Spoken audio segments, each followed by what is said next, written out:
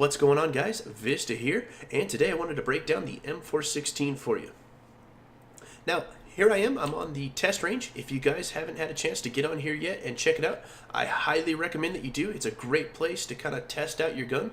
Doesn't count towards your stats, so fire as many rounds as you want. Over here on the table, you got all the ammo you'll ever need. So anyways, guys, why do I like the M416? Well, it's just an overall well-rounded weapon. It doesn't exceed in any areas, but it doesn't lack in any areas either.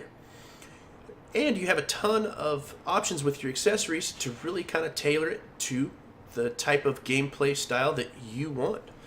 My current kit that I'm running on it as far as the accessories are the suppressor, and this is due to just lately I've been playing kind of that sneaky spec ops out there, moving on the flanks, getting behind them, really creating a lot of chaos for their team. And I want to stay off the mini-map. It doesn't really have any effect. It does state when you read the information on the accessory that the suppressor lowers the muzzle velocity and, which should shorten up your range, but I haven't had any trouble dropping people at range. It really doesn't have much effect on it as far as I can tell. For my sight, I do run the Reflex red dot sight, and this is really because it's the only decent red dot sight that I have unlocked. Unfortunately, in Battlefield 4, most of the sights are only unlocked through battle packs in place of the point system that we had in BF3.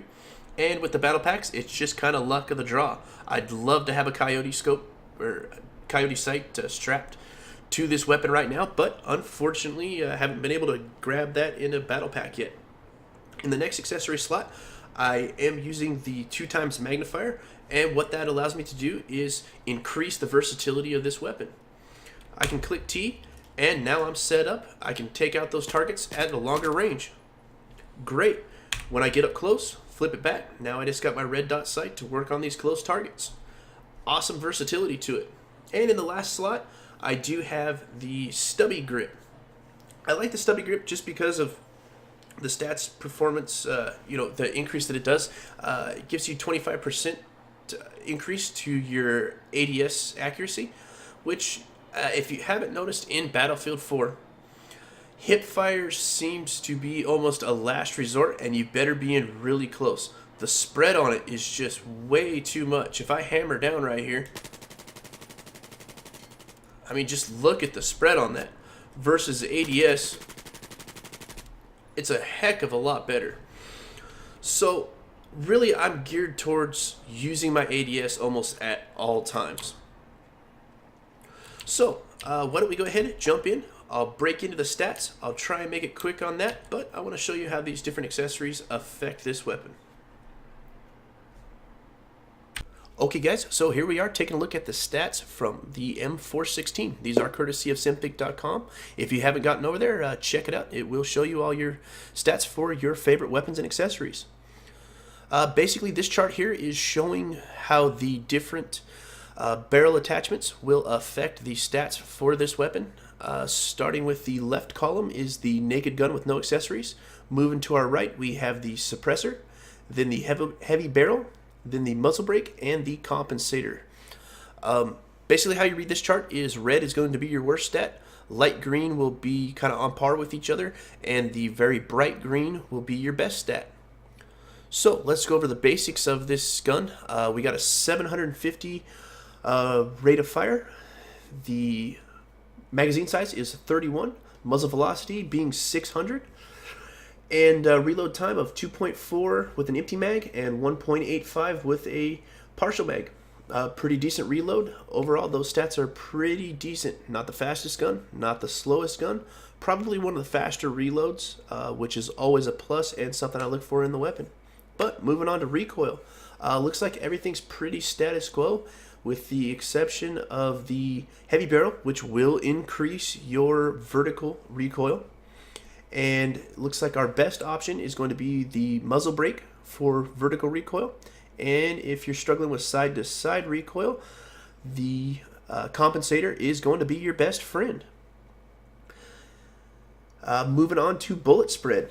Looks like our best stat for aiming down sights while holding still is going to be using the heavy barrel.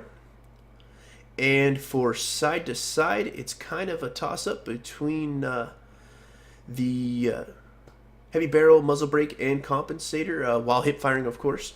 And looks like our worst hip fire is going to be with the suppressor. Now, the stat that really means the most to me that I look at is right down almost to the bottom of the screen there where it says spread increase per shot. That means how much your bullets are deviating per shot. I really want to shrink that down. I want to keep my bullets as tight together as I can. This allows me to put those 4 or 5 shots to kill as quickly as possible. Alright, let's move on to the underbarrel attachments. Okay guys, in this next slide we are showcasing the underbarrel attachment, basically your different grips that you have for the weapon. I've kind of zoomed in a little bit more so you can just really kind of focus on the stats that we need to. But to sort out the columns for you, of course the left is the naked gun with no accessory.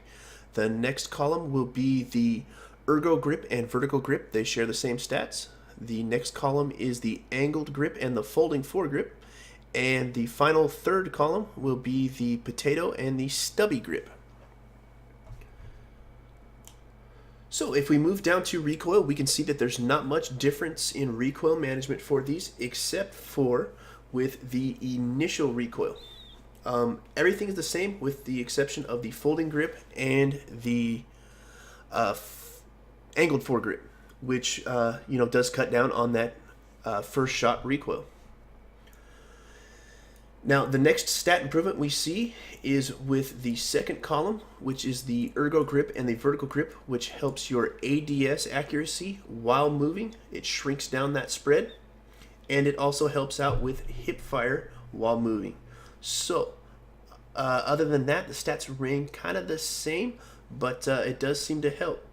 Now, if you remember that column I told you with the spread increase per shot, what you'll notice is on the far right column, which is the stubby grip and the potato grip, we gain about 0.01 spread per bullet, which means we're shrinking down how far those bullets are spaced apart, which allows you to put those 4 or 5 bullets really. So if you're just kind of clipping that guy, you don't want this big giant spread where it's getting off your target. So, out of these, my pick is, of course, the stubby grip. Alright guys, so let's take a look at what happens when we put some of these accessories together. Okay guys, so here is a chart of really detailed down into the spread, how tight we can keep those bullets. These are all using the suppressor, so the muzzle brake and compensator aren't represented here. But moving from left to right is, of course, the naked gun without accessories. Then we have the suppressor with the potato and stubby grip, the angled and folding foregrip in the next column, and finally the ergo and the vertical foregrip in the final column. But just looking at these real quick, you can see where all those super bright greens are stacked up. They are all in the column for the suppressor with the potato or the stubby grip, which is why I'm running that current setup. I like keeping those bullets nice and tight. I don't have much trouble managing my recoil, so I don't need the muzzle brake or compensator to correct for that. I'm doing that with my mouse, so I want my accuracy, especially my ADS accuracy, and you can see that's where most of these bright greens are. I want to keep it as tight as possible, so that's why I've picked this particular setup with the suppressor and stubby grip.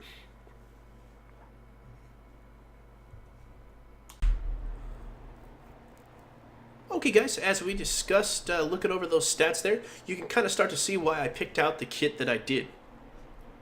The stubby grip is going to improve that ADS accuracy, and really using something like a laser sight isn't really going to help. I just haven't found the hip fire in Battlefield 4 to be all that satisfying. It just spreads out too much. Yes, if I was to run the laser sight, it would help increase those stats, but it's not really worth it. I'm just trying to really train myself to use ADS as much as I can. I'll hip fire when the guy's up close and I can stick my barrel in his chest, but for the most part, that hip fire range has really come in close for me compared to Battlefield 3. So I hope you guys enjoyed this video. I hope you'll get out there and give the M416 a try. I think this is going to be one of the better guns in the game. Any questions, comments about this gun, go ahead and leave them below. If you have any luck with any better accessory loadouts, let me know. And also, guys, why don't you go ahead and let's try something a little bit different. Why don't you guys leave me some suggestions for the next gun breakdown in the comments below. I'll be more than happy to pick the one of the best comments, and it'll probably be limited to what I have unlocked or am close to unlocking. I don't mind getting out there and pounding it to unlock guns for you guys. But let me know what you want to see. I'll get it up next Friday, and we'll go on from there. Anyways, guys, I hope you enjoyed it. If you did, leave a thumbs up. And as always, guys, I'll catch you on the next one.